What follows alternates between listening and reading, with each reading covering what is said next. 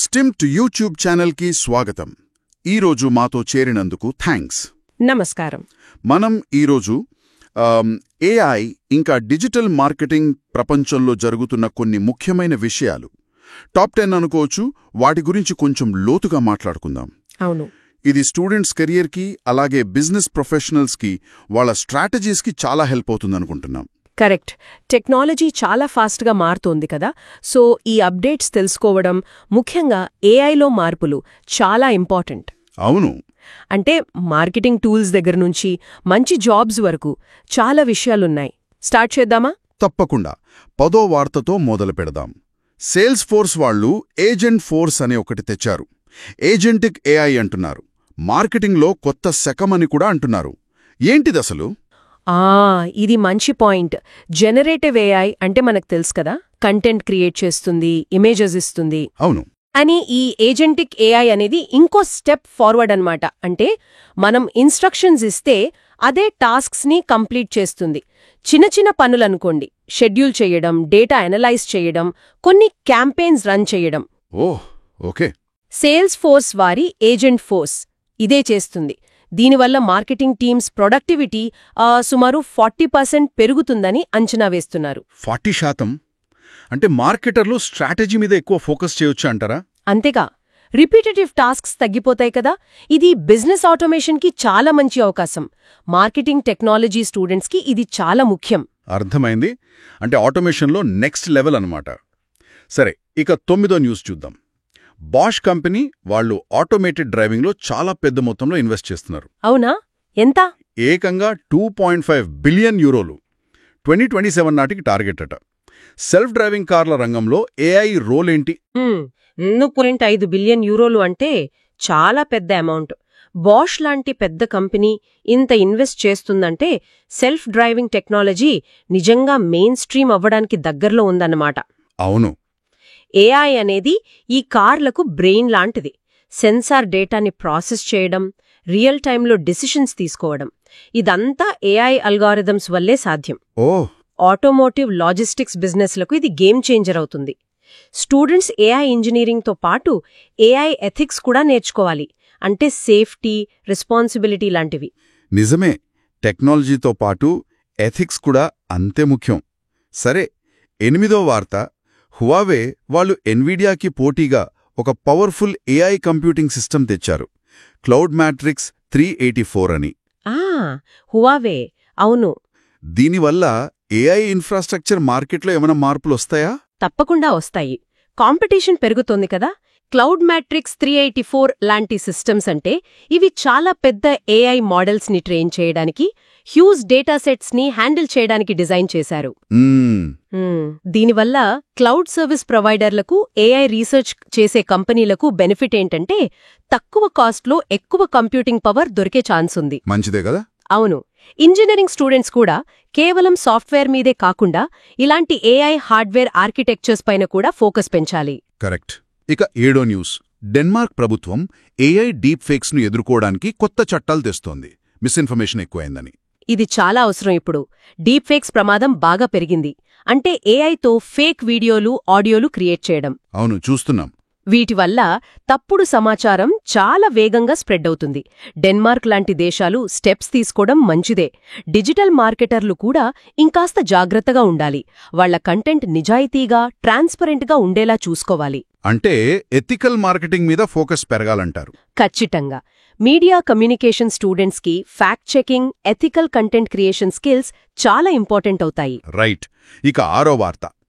Alphabet అంటే Google మాతృ సంస్థ వాళ్ల రెవెన్యూ అంచనాలను మించిపోయిందట. కారణం ఏఐ ఇంటిగ్రేషన్స్, యాడ్స్ రెవెన్యూ అంటున్నారు. ఆశ్చర్యం లేదు.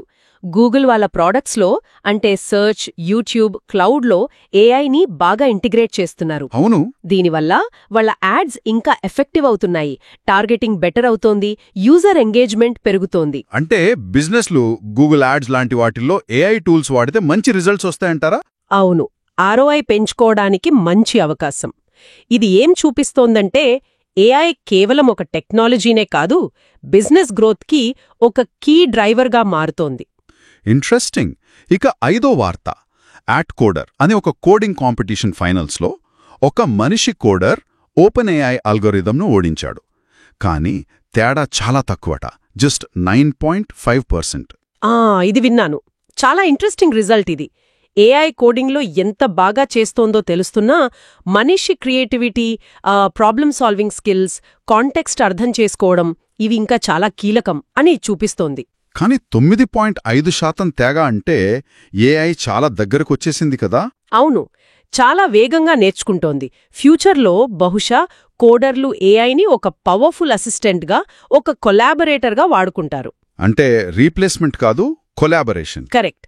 కాబట్టి సిఎస్ స్టూడెంట్స్ కేవలం కోడింగ్ నేర్చుకోవడం కాదు, critical thinking, complex problem solving మీద ఎక్కువ ఫోకస్ పెట్టాలి.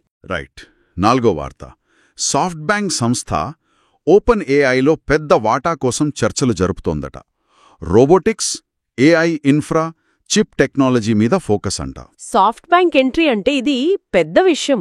వాళ్ళు ఇన్వెస్ట్ చేస్తే ఏఐ, రోబోటిక్స్ రంగాల్లో ఇన్నోవేషన్ ఇంకా స్పీడ్ అందుకుంటుంది.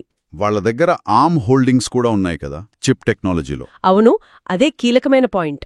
చిప్ టెక్నాలజీ మీద ఫోకస్ అంటే ఇది హార్డ్వేర్ లెవెల్లో ఆప్టిమైజేషన్కి దారి తీస్తుంది. ఆటోమేషన్, ఏఐ అప్లికేషన్స్ని ఇండస్ట్రీస్లో ఇంప్లిమెంట్ చేయడానికి ఇది చాలా హెల్ప్ అవుతుంది. అంటే బిజినెస్ లీడర్స్ కొత్త పార్ట్నర్షిప్స్ కోసం చూడాలి. తప్పకుండా. స్టూడెంట్స్కైతే రోబోటిక్స్, ఏఐ ఇంటిగ్రేషన్లో స్పెషలైజ్ అవ్వడానికి మంచి స్కోప్ ఉంటుంది. ఫ్యూచర్ అంతా ఆటోమేషన్ వైపే అనమాట. సరే, 3వ వార్త. ఇది చాలామందికి కిక్కిచ్చే న్యూస్. ఏఐ స్కిల్స్ ఉంటే జీతాలు ఏకంగా 28% ఎక్కువ వస్తున్నాయట. అవునా? వావ్! అది కూడా సగానికి పైగా ఏఐ జాబ్స్ టెక్-ఏతర రంగాల్లో ఉన్నాయంటున్నారు. హెల్త్ కేర్, రీటైల్ లాంటి వాటిల్లో. ఇది సూపర్ న్యూస్ కదా. అంటే ఏఐ కొన్ని రొటీన్ జాబ్స్ని ఆటోమేట్ చేస్తున్నా ఏఐ స్కిల్స్ ఉన్నవాళ్లకు డిమాండ్ విపరీతంగా పెరుగుతోందని క్లియర్గా తెలుస్తోంది. అవును. ముఖ్యంగా హెల్త్ కేర్, ఫైనాన్స్, రీటైల్ లాంటి సెక్టర్స్లో ఏఐ అప్లికేషన్స్ చాలా పెరుగుతున్నాయి. అంటే ఏఐ నాలెడ్జ్ కేవలం టెక్ కంపెనీలకే కాదు, అన్ని రంగాల వాళ్లకి అవసరం. అంటే ఏ ఫీల్డ్లో ఉన్నా ఏఐ బేసిక్స్ నేర్చుకోవడం వల్ల కెరియర్ గ్రోత్ ఉంటుందంటారు. ఖచ్చితంగా. మంచి శాలరీకి, కెరియర్ అడ్వాన్స్మెంట్కి ఇది ఒక కీ ఫ్యాక్టర్ కాబోతోంది. ఫ్రెషర్స్కి, కెరియర్ మార్చుకోవాలనుకునే వాళ్లకు ఇది గ్రేట్ ఆపర్చునిటీ. నిజమే. ఏఐ స్కిల్స్ అనేవి ఇప్పుడు మంచి ఇన్వెస్ట్మెంట్ లాంటివి. ఇక 2వ వార్త. ఇది కొంచెం ఆలోచించాల్సిన విషయం. చాలా కంపెనీల జనరేటివ్ ఏఐ ప్రాజెక్టులు వాళ్ళ అసలు బిజినెస్ గోల్స్తో సింక్ అవ్వట్లేదట. ఇది నిజమే. కేవలం 40% ప్రాజెక్ట్స్ మాత్రమే బిజినెస్ లక్ష్యాలతో అలైన్ అవుతున్నాయనే ఒక రిపోర్ట్ చెబుతోంది. ఇది చాలా కామన్ ప్రాబ్లం ఇప్పుడు. చాలా కంపెనీలు ఆ హైప్ చూసి జెన్ఏఐని ఇంప్లిమెంట్ చేద్దామని స్టార్ట్ చేస్తున్నాయి. కానీ దాన్ని అసలు బిజినెస్ ప్రాబ్లంతో ఎలా కనెక్ట్ చేయాలి, దానివల్ల వచ్చే వాల్యూ ఏంటి అనే క్లారిటీ ఉండట్లేదు. దానివల్ల రిసోర్సెస్ వేస్ట్ అవుతాయి కదా. అవును. అందుకే ఏఐని అడాప్ట్ చేసుకునే ముందు క్లియర్ స్ట్రాటజీ, మెజరబుల్ గోల్స్ ఉండాలి. టెక్నాలజీ కోసం టెక్నాలజీ వాడకూడదు. అదే రిపోర్ట్లో హెల్త్ కేర్లో ఏఐ కోసం యుఎస్ సిడిఐ V6 డేటా ప్రమాణాల గురించి కూడా చెప్పారు. అవును, అది ఇంపార్టెంట్. హెల్త్ కేర్ లాంటి సెన్సిటివ్ ఫీల్డ్స్లో డేటా స్టాండర్డైజేషన్ చాలా ముఖ్యం.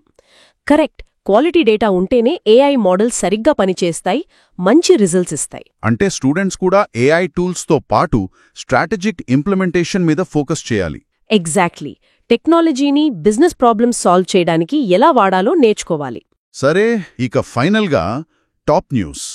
మొదటి వార్త. గూగుల్ షాపింగ్లో కొన్ని విప్లవాత్మక మార్పులు తెస్తోంది. వర్చువల్ ట్రై-ఆన్ ఫీచర్, ఇంకా ఏఐ మోడ్తో షాపింగ్ చేయగల డిజైన్స్ జనరేట్ చేయడం. వావ్! ఇది ఈ-కామర్స్లో పెద్ద చేంజ్ తీసుకురాబోతోంది. వర్చువల్ ట్రై-ఆన్ అంటే కస్టమర్లు బట్టలు కొనకముందే తమ మీద ఎలా ఉంటాయో చూసుకోవచ్చు. దానివల్ల రిటర్న్స్ తగ్గుతాయి గదా. ఖచ్చితంగా. రిటర్న్స్ తగ్గుతాయి, సేల్స్ పెరుగుతాయి. ఇంకా ఆ ఏఐ మోడ్ అంటారా, అది యూజర్ టేస్ట్కి తగ్గట్టు కొత్త స్టైల్స్, అవుట్ఫిట్స్, ఈవెన్ రూమ్ డిజైన్స్ని జనరేట్ చేస్తుందట. ఇది పర్సనలైజేషన్ని నెక్స్ట్ లెవెల్కి తీసుకెళ్తుంది. అంటే షాపింగ్ ఎక్స్పీరియన్స్ చాలా మారిపోతుంది. అవును. యూఎక్స్ యూఐ డిజైన్ స్టూడెంట్స్కి ఇది మంచి ఛాలెంజ్. ఇలాంటి ఇంటరాక్టివ్, పర్సనలైజ్డ్ ఎక్స్పీరియన్స్లు క్రియేట్ చేయడం నేర్చుకోవాలి. రీటైల్ బిజినెస్లు కస్టమర్ ఎంగేజ్మెంట్ని పెంచుకోవడానికి ఇదొక గోల్డెన్ ఆపర్చునిటీ. అద్భుతం. చూశారు కదా, ఏఐ నిజంగా ప్రతి రంగాన్ని ఎంత వేగంగా ప్రభావితం చేస్తోందో. స్టూడెంట్స్గా, ప్రొఫెషనల్స్గా ఈ మార్పుల్ని ఎప్పటికప్పుడు ఫాలో అవడం, మనని మనం అప్గ్రేడ్ చేసుకోవడం చాలా అవసరం. నిజమే.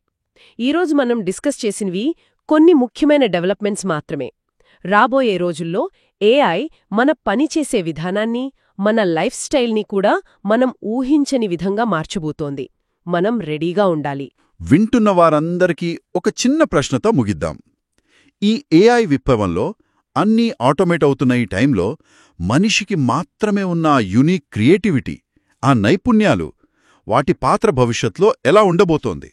ఒక్కసారి ఆలోచించండి. మంచి ప్రశ్న. మరో ఇంట్రెస్టింగ్ అనాలిసిస్తో మళ్ళీ కలుద్దాం. విన్నందుకు ధన్యవాదాలు. Thank you.